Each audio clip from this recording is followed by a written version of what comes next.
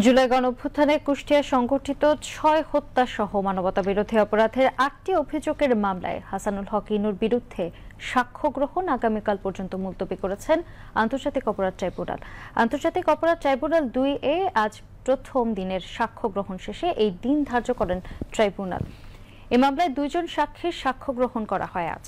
মামলার প্রথম সাক্ষী জুলাই যোদ্ধা রাইসুল হক এবং দ্বিতীয় সাক্ষী হিসেবে জব্দ তালিকার সাক্ষী প্রসিকিউটর তানভীর হোসেন জোহার জবানবন্দি গ্রহণ করেন ট্রাইব্যুনাল।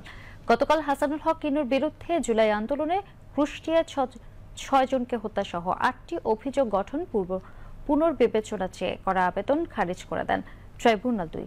আবেদনে আসামির আইনজীবীরা জুলাই অভ্যুত্থান এবং বর্তমান সরকারের আইন প্রণয়নের বৈধতা নিয়ে প্রশ্ন তোলেন।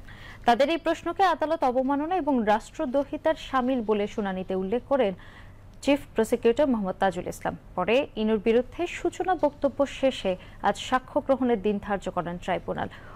৩৯ পৃষ্ঠার এই মামলার ফরমাল চার্জে ২০ জন সাক্ষীর জবানবন্দি গ্রহণ করা হবে বলে উল্লেখ করা হয়েছে।